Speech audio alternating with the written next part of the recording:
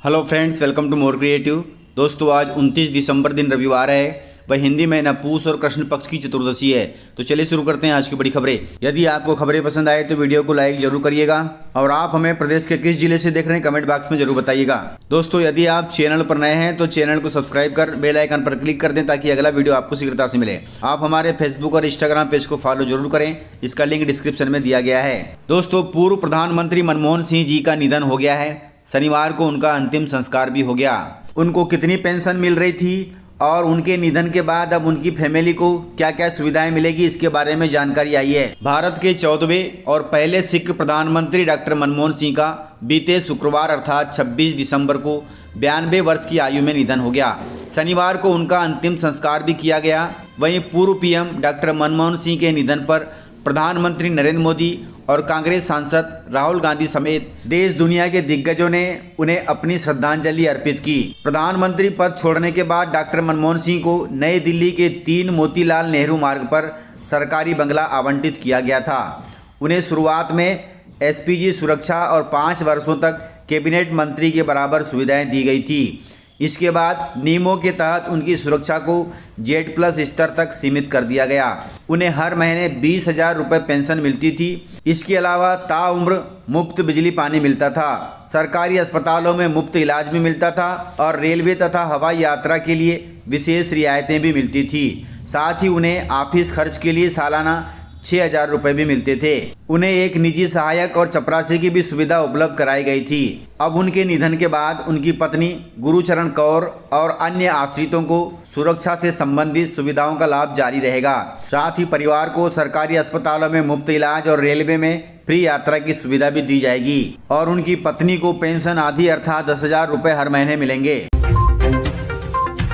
दोस्तों, मध्य प्रदेश में e office व्यवस्था 1 जनवरी 2025 से लागू हो जाएगी। मध्य प्रदेश सरकार 1 जनवरी से मंत्रालय में ई ऑफिस व्यवस्था लागू करने जा रही है। इस नई प्रणाली के तहत मंत्रालय पूरी तरह से पेपरलेस हो जाएगा।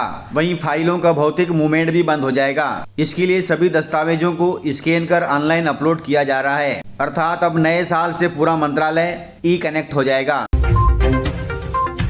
दोस्तों, किसानों के लिए बड़ी खबर है। मुख्यमंत्री डॉक्टर मोहन यादव ने निर्देश दिए हैं कि अगले 3 दिन तक बंद रहेगी धान की खरीदी। मध्य प्रदेश में बेमौसम हुई बारिश से उपार्जन किया हुआ धान खराब होने की आशंका बनी हुई है। इसके लिए मुख्यमंत्री मोहन यादव ने खुले में रखा धान तत्काल ढकने के साथ उसका परिवहन करने के निर्देश दिए हैं। वहीं नए साल के बीच 3 दिन तक धान खरीदी बंद रहेगी। इसके चलते खरीदी की तारीख 3 दिन आगे बढ़ा दी गई है। अर्थात अब 23 जनवरी तक धान खरीदी होगी। मुख्यमंत्री डॉक्टर मोहन यादव ने शुक्रवार को धान उपार्जन को लेकर समीक्षा बैठक की। इस दौरान उन्होंने निर्देश दिए कि जिन किसानों का धान उपार्जित कर लिया गया है उन्हें कम से कम समय में भुगतान की व्यवस्था की जाए। वहीं उन्होंने कहा कि किसानों को SMS के माध्यम से सूचित किया जाए कि आगामी 30, 31 और 1 जनवरी को धान की खरीदी स्थगित रहेगी। धान खरीदी की अंतिम तिथि 20 जनवरी से बढ़ाकर अब 23 जनवरी कर दी गई है। जिन किसानों के स्लॉट धान विक्रय के लिए बुक थे उसकी अवधि अब 5 दिन तक बढ़ा दी जाएगी। इसके लिए उन्हें पुनः स्लॉट बुक करने की जरूरत नहीं पड़ेगी। मौसम को देखते हुए यह फैसला लिया गया है। लाडली बहना योजना को लेकर बड़ा अपडेट सामने आया है। योजना में 2 महीने से बहनों के खातों में नहीं आए हैं पैसे, जिसके चलते सवालों के घेरे में प्रशासन और बैंकिंग प्रणाली आ गई है। मध्य प्रदेश में महिलाओं की आर्थिक स्थिति सुधारने और उनके सशक्तिकरण का एक प्रमुख साधन मानी जा रही लाडली बहना योजना अब भ्रष्टाचार का शिकार हो गई है। भिंड जिले में लाडली बहनों की राशि की किस्त में भ्रष्टाचार का मामला सामने आया है, जहां 2 महीने से लाडली बहनों के खातों में योजना की किस्त नहीं डाली गई है। पैसे नहीं मिलने से अब लाडली बहनें अधिकारियों के चक्कर लगा रही है। इसके लिए लाडली बहनों ने महिला बाल विकास अधिकारी तथा संबंधित बैंकों को आवेदन भी किया है। अब इनकी समस्या का हल कैसे निकलता है वह देखना होगा। दोस्तों, प्राइवेट कर्मचारियों के लिए खुशी की बात है। अब बढ़ेगी उनकी सैलरी तथा पेंशन, क्योंकि मोदी सरकार ने कर ली है पूरी तैयारी। प्राइवेट कर्मचारियों के लिए नया साल खुशियों लेकर आने वाला है। आने वाले वर्ष में प्राइवेट सेक्टर के कर्मचारियों की सैलरी बढ़ सकती है, क्योंकि अब केंद्र सरकार प्राइवेट कर्मचारियों की ओर ध्यान दे रही है। आपको बता दें कि लंबे समय से महंगाई, कम सुविधाएं और EMI के तले बोझ में दबने की वजह से प्राइवेट कर्मचारी परेशान हैं। इसकी वजह से उनमें असंतोष बढ़ने लगा है। हालांकि नए साल में सरकार से राहत मिलने की उम्मीद दिखाई दे रही है। मीडिया रिपोर्ट्स के मुताबिक केंद्र सरकार प्राइवेट कर्मचारियों के लिए आम बजट 2025 में बड़ा फैसला ले सकती है।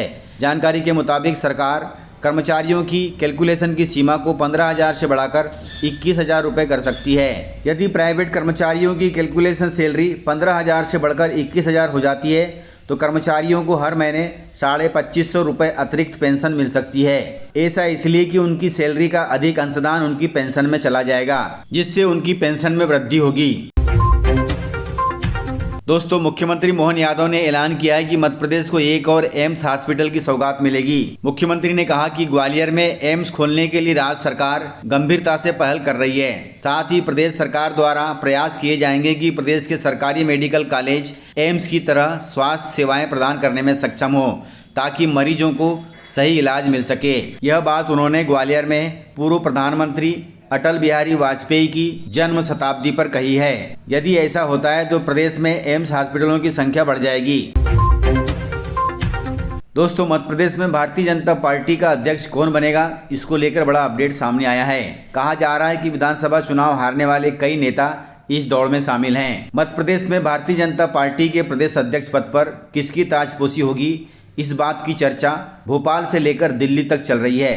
15 जनवरी 2025 तक बीजेपी की मध्य प्रदेश इकाई को नया अध्यक्ष मिल जाएगा, लेकिन किसके नाम का ऐलान होगा, इसे लेकर हर कोई अलग अलग नाम पर चर्चा कर रहा है। अगर बीजेपी के प्रदेश अध्यक्ष पद की बात की जाए तो लंबे समय से यह देखने में आ रहा है कि सांसदों को ही इसकी जिम्मेदारी दी जा रही है।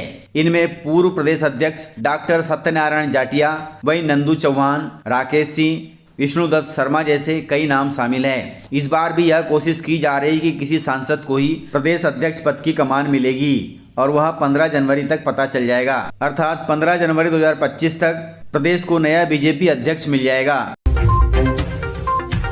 दोस्तों, सतना और मैहर जिले के खरीदी केंद्रों पर सैकड़ों धान के बोरे बारिश को समर्पित हो गए हैं, क्योंकि इन जिलों में बारिश हो रही है। सतना व मैहर में खुले आसमान के नीचे रखे धान के बोरे बारिश की चपेट में आ गए हैं। लाखों क्विंटल धान भीग चुकी है। ये हालात तब हैं जब मौसम विभाग ने बारिश को लेकर अलर्ट भी जारी किया था।